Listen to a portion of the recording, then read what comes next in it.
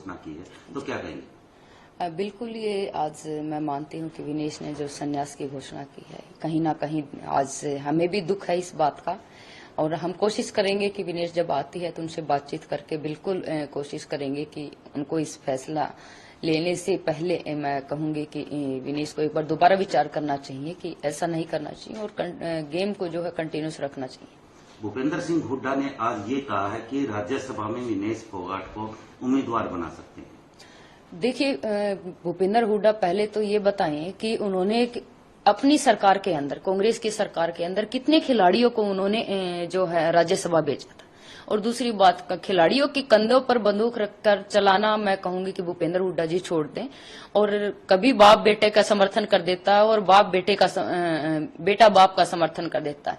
लेकिन मैं एक चीज बताना चाहूंगी कि हुड्डा साहब तो सिर्फ और सिर्फ कुर्सी के लिए लगे हुए हैं और उसी की लालसा के लिए कभी बेटे को कुर्सी पे बैठा देता, कभी बाप बेटा दोनों मिलके कुर्सी पे बैठ जाते हैं। लेकिन एक चीज और मैं कहूंगी कि भूपेंद्र हुड्डा जी अपने घर में राजनीति कर रहे हैं, चलो ठीक है, बाप बेटा मिलकर राजनीति कर रहे हैं, लेकिन मैं एक चीज जरूर कहना चाहूंगी कि हमारे परिवार के अंदर ये राजनीति इस तरह की ना घुसाएं और परिवार को तोड़ने की कोशिश ना करें। ये भूपेंद्र हुड्डा जी को या दीपेंद्र हुड्डा जी को, दोनों को मैं ये कहना चाहती हूँ कि मेरे परिवार को ना तोड़े।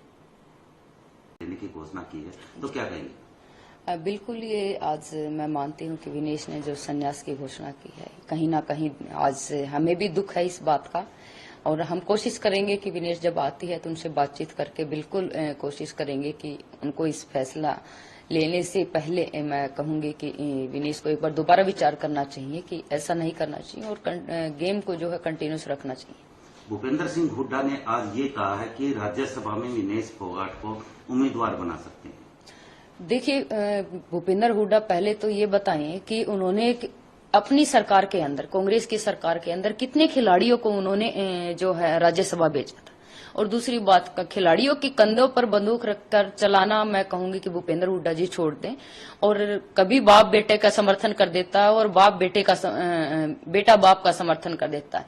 लेकिन मैं एक चीज बताना चाहूंगी कि हुड्डा साहब तो सिर्फ और सिर्फ कुर्सी के लिए लगे हुए हैं और उसी की लालसा के लिए कभी बेटे को कुर्सी पे बैठा देता, कभी बाप बेटा दोनों मिलके कुर्सी पे बैठ जाते हैं। लेकिन एक चीज और मैं कहूंगी कि भूपेंद्र हुड्डा जी अपने घर में राजनीति कर रहे हैं, चलो ठीक है, बाप बेटा मिलकर राजनीति कर रहे हैं, लेकिन मैं एक चीज जरूर कहना चाहूंगी कि हमारे परिवार के अंदर ये राजनीति इस तरह की ना घुसाएं और परिवार को तोड़ने की कोशिश ना करें। ये भूपेंद्र हुड्डा जी को या दीपेंद्र हुड्डा जी को, दोनों को मैं ये कहना चाहती हूँ कि मेरे परिवार को ना तोड़े।